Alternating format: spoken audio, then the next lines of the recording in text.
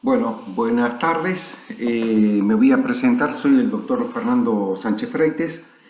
Acabamos a dictar el seminario de Derecho Penal en este primer cuatrimestre del 2020 junto a los demás integrantes de la cátedra. Ustedes ya tuvieron el primer video instructivo a cargo del doctor Urra acerca de lo que va a ser nuestra materia. Y a mí me toca abordar, digamos, este tema que les voy a dar a continuación, y con este le quiero decir que el alumno o alumna que opte por el tema mío, que se divide en 4 ítems, esté atento, digamos, al contenido de este video y de otro que va a formar parte de la totalidad del tema. Vamos a usar esta clase para los 2 primeros temas y después otro video para los otros 2 temas.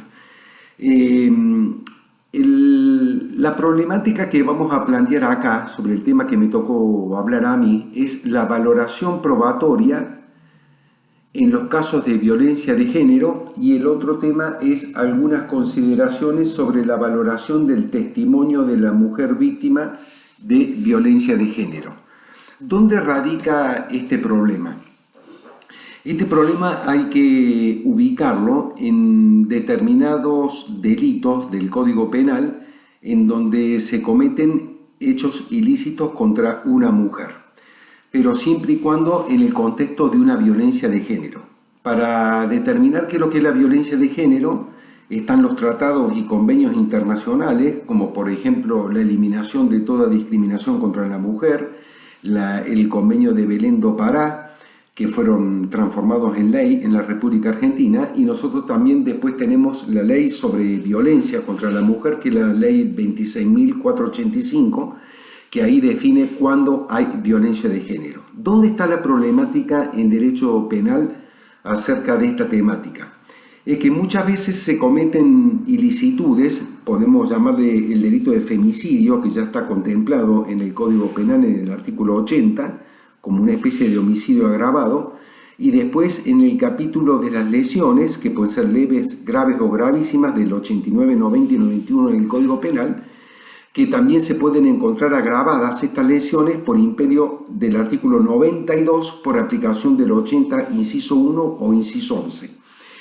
¿Dónde radica el problema? Es que por lo general estas ilicitudes contra la mujer por parte de un hombre, que puede ser la actual pareja o una expareja, eso dependerá, haya mediado o no convivencia, comete un delito contra la mujer, llámese el homicidio o las lesiones, y el problema radica en que por lo general estas ilicitudes se cometen o se ejecutan en un ámbito cerrado.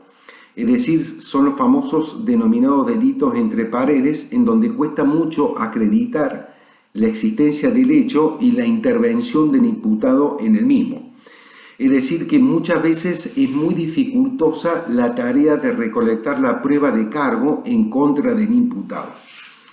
Pareciera que si da a entender entonces que cuando se cometen delitos así contra la mujer en un marco de violencia de género entre paredes, va a ser muy difícil probar, sería una pregunta. La otra sería, ¿qué pasa si la mujer hace una férrea imputación en contra de la persona por estas ilicitudes en el marco de violencia de género, y el imputado al momento de efectuar su descargo en el proceso, a lo largo del trámite de su proceso o en el juicio propiamente dicho, niega totalmente la existencia del hecho y haber intervenido él en ese episodio denunciado?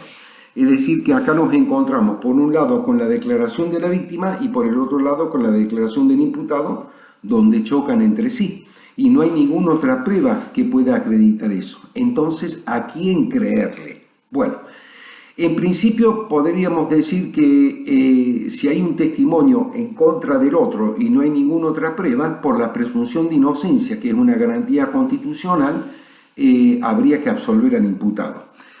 Como esa problemática se fue dando a lo largo y a lo ancho del país y también a nivel mundial, es que empezó a aflorar una jurisprudencia, apoyado también por calificada doctrina, y también seguida por la sanción de numerosas leyes, tratados y convenios internacionales, donde dice que en los casos de violencia de género, la actividad probatoria de la Fiscalía debe ser laxa, es decir, que se admite una cierta flexibilidad probatoria para tener por cierto los dichos de la víctima.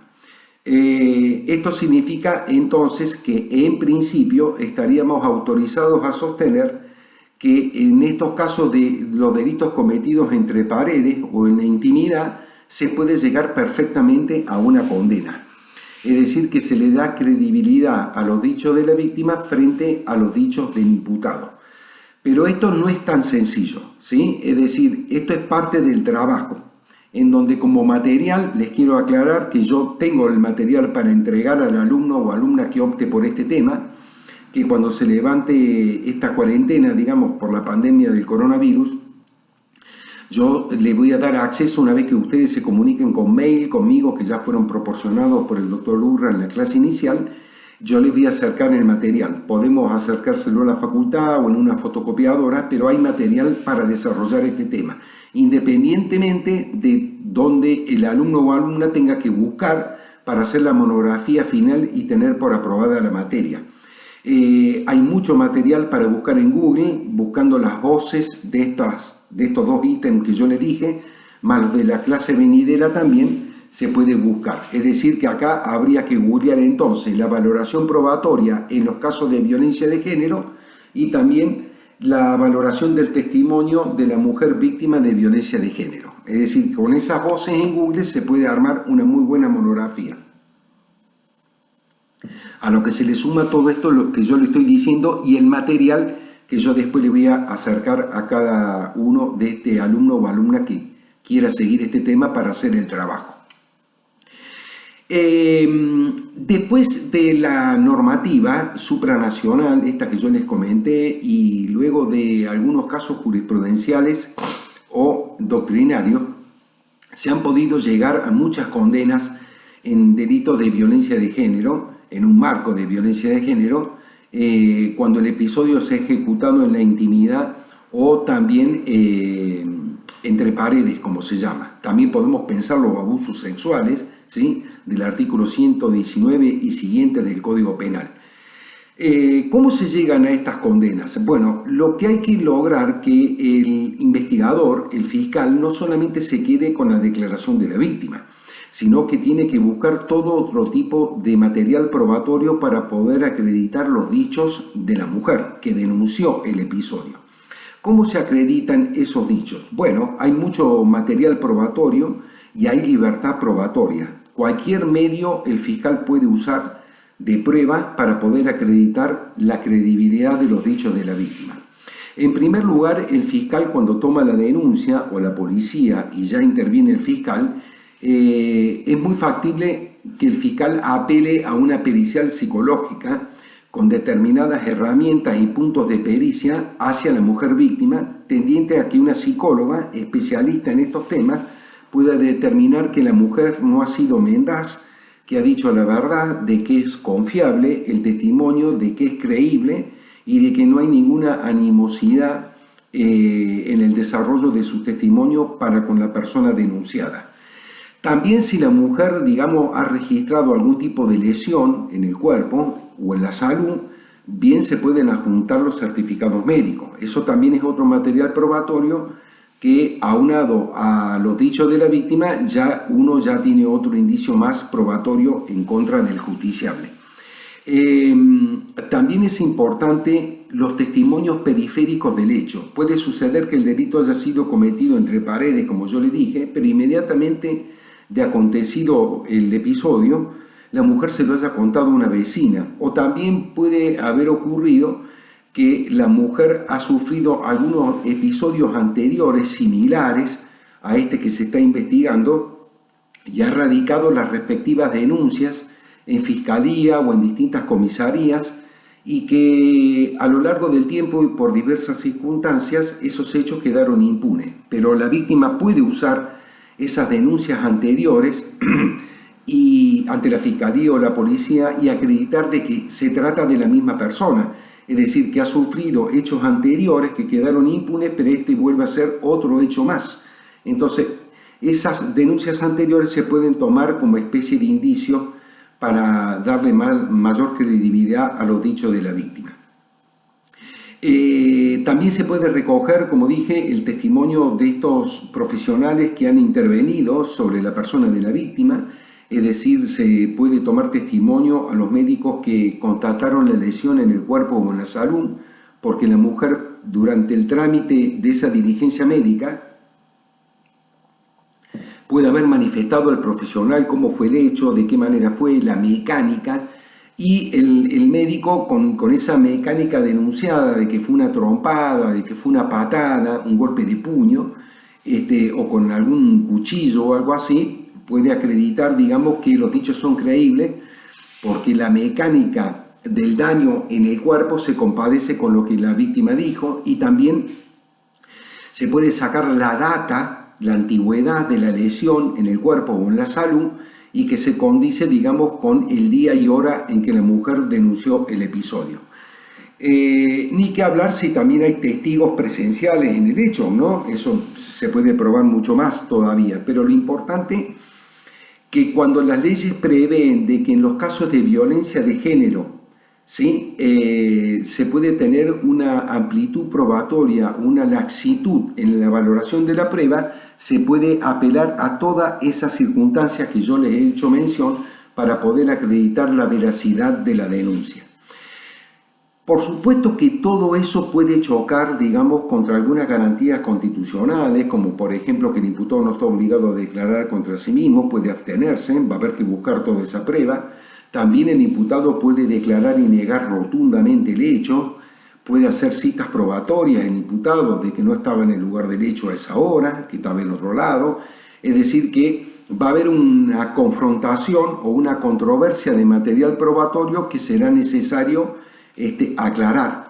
¿Por qué? Porque el fiscal tiene la obligación de probar el hecho, tiene la obligación de probar que el imputado intervino en ese hecho. Y la forma de probarlo, de acreditarlo, es mediante elementos probatorios, eficaces, eficientes y constitucionales, sin violación a ninguna garantía. Entonces, si eso se logra, puede perfectamente tenerse por derribado los dichos exculpatorios del imputado y así llegar a una condena. Un tema central para culminar sería que en estos casos lo primero que tiene que hacer el fiscal, el investigador, es acreditar de que está frente a un caso de violencia de género. Porque si no está frente a un caso de violencia de género, la regla de la laxitud probatoria, de la amplitud probatoria, no se va a poder usar. Entonces, lo primero que van a tener que hacer los fiscales ante casos como esto, es decir, que se está frente a un episodio que queda enmarcado en una violencia de género. ¿Cuándo un episodio está enmarcado en una violencia de género y cuándo no? Bueno, eso lo dice la propia ley, la ley 26.485, que dice cuándo hay violencia de género en la República Argentina. Y a eso se le suma también otros pactos y convenios internacionales que van a surgir de la búsqueda del material que ustedes hagan.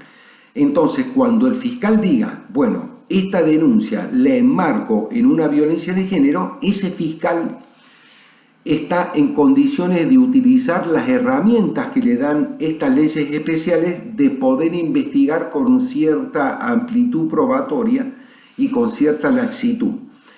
¿Por qué? Porque no significa que siempre uno tiene que quedar enmarcado en una violencia de género toda denuncia que hace una mujer contra un hombre, ¿sí? Porque si fuera así se lograrían condenas a mansalva y eso es lo que la ley no quiere. Entonces, lo primero que hay que lograr es enmarcar el caso denunciado en violencia de género y ahí ponerse a investigar con cierta amplitud probatoria y con cierta laxitud. Solamente así se puede lograr una condena en contra del culpable. Culpable que también va a tener la garantía del doble conforme. Es decir, que si él no está de acuerdo con la sentencia recaída en la que lo declaran culpable de un delito de femicidio o lesiones o de abusos sexuales enmarcado en una violencia de género, tiene toda la garantía de impugnar esa decisión y lograr que otro tribunal jerárquico, ¿no es cierto?, superior al que dictó la sentencia en primera instancia, logre revocar esa decisión y lograr así su absolución. O también tendrá la víctima el derecho de impugnar la sentencia si le salió desfavorable el fallo de primera instancia, de lograr un doble conforme y de impugnar ante un tribunal superior jerárquico que el primero, lograr que se revierta la absolución del culpable. Esas son las reglas de juego en materia de violencia de género en el país en la actualidad. Bueno, yo tengo, les vuelvo a repetir, ese material en mi poder. Quien opte por ese tema me lo hace saber por mail y yo veré la forma en que se lo puedo acercar. Independientemente de ese material que yo le acerco, hay que alimentar la futura monografía que tiene todos sus requisitos de número de página, en qué forma se hace, con el material que uno tiene que buscar por cuenta propia, a través de internet o a través de cualquier bibliografía o doctrina que crea conveniente. En el desarrollo de esa monografía, hasta que se presente en tiempo y forma, el docente a cargo, en este caso yo, voy a estar a disposición de ustedes para ver cómo van con ese desarrollo. Bueno, está terminada entonces la primera clase y vamos a continuar en la próxima con el desarrollo de los otros dos ítems que hace al tema que yo seleccioné para darle con ustedes, que consta, como le dije, de 4 ítems. 2 ya di ahora y los otros 2 en el próximo video /clase. ¿Listo? Muchas gracias. Hasta luego.